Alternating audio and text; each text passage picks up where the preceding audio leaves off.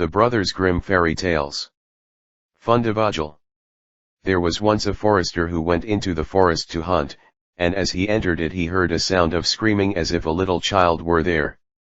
He followed the sound, and at last came to a high tree, and at the top of this a little child was sitting, for the mother had fallen asleep under the tree with the child, and a bird of prey had seen it in her arms, had flown down, snatched it away, and set it on the high tree.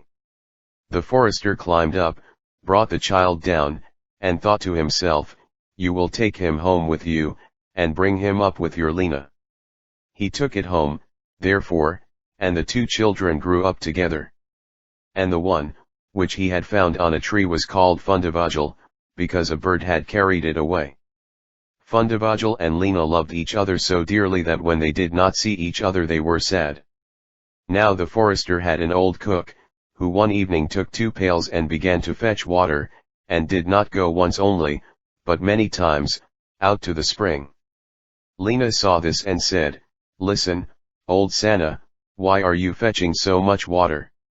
If you will never repeat it to anyone, I will tell you why." So Lena said, no, she would never repeat it to anyone, and then the cook said, "Early tomorrow morning, when the forester is out hunting, I will heat the water, and when it is boiling in the kettle, I will throw in Fundevogel, and will boil him in it." Early next morning the forester got up and went out hunting, and when he was gone the children were still in bed. Then Lena said to Fundevogel, "If you will never leave me, I too will never leave you." Fundevogel said, "Neither now, nor ever will I leave you." Then said Lena, "Then will I tell you. Last night, old Sanna carried so many buckets of water into the house that I asked her why she was doing that, and she said that if I would promise not to tell anyone, and she said that early tomorrow morning when father was out hunting, she would set the kettle full of water, throw you into it and boil you, but we will get up quickly, dress ourselves, and go away together." The two children therefore got up, dressed themselves quickly, and went away. When the water in the kettle was boiling, the cook went into the bedroom to fetch Fundevogel and throw him into it. But when she came in, and went to the beds, both the children were gone. Then she was terribly alarmed, and she said to herself, "What shall I say now when the forester comes home and sees that the children are gone? They must be followed instantly to get them back again." Then the cook sent 3 servants after them, who were to run and overtake the children. The children, however, were sitting outside the forest, and when they saw from afar the 3 servants running, Lena said to Fundevogel, "Never leave me, and I will never leave you." Fundevogel said, "Neither now, nor ever." Then said Lena, "Do you become a rose tree, and I the rose upon it." When the 3 servants came to the forest, nothing was there but a rose tree and 1 rose on it, but the children were nowhere. Then said they, "There is nothing to be done here," and they went home and told the cook that they had seen nothing in the forest but a little rosebush with 1 rose on it. Then the old cook scolded and said, "You simpletons, you should have cut the rosebush in 2, and have broken off the rose and brought it home with you. Go, and do it at once." They had therefore to go out and look for the second time.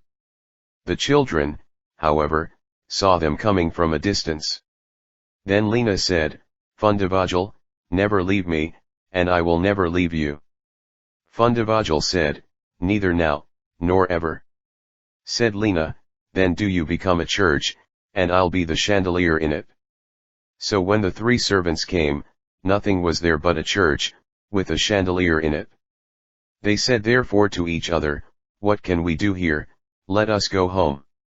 When they got home, the cook asked if they had not found them, so they said no, they had found nothing but a church, and there was a chandelier in it.